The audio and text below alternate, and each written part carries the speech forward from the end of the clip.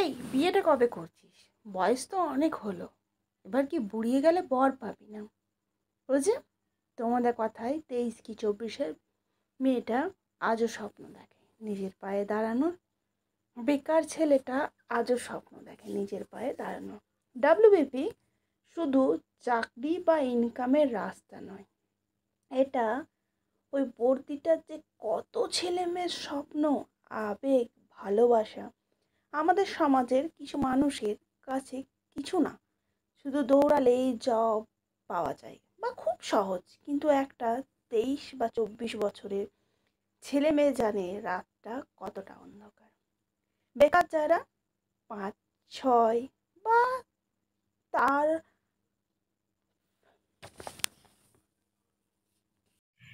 5 বা 6 বা 2 নম্বরের জন্য বর্দিটা যাদের গায়ে ওঠেনি, ছেলেটা খেতে বসে শুনতে হয়, কি রে ও ইনকাম করছে তুই পারলি না, তোর ওই বন্ধু চাকরি পেয়ে গেল তুই পেলি না। তাদের কাছে, তাদের মধ্যে হয়তো আমিও একজন।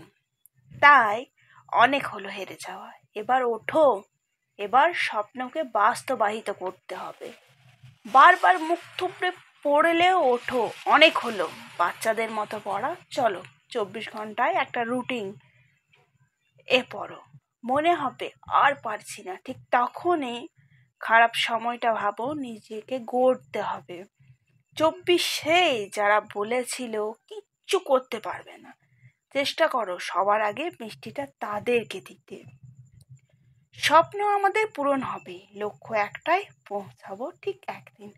24টা স্বপ্ন পূরণের বছর হোক, হেরে যাওয়ার নয়।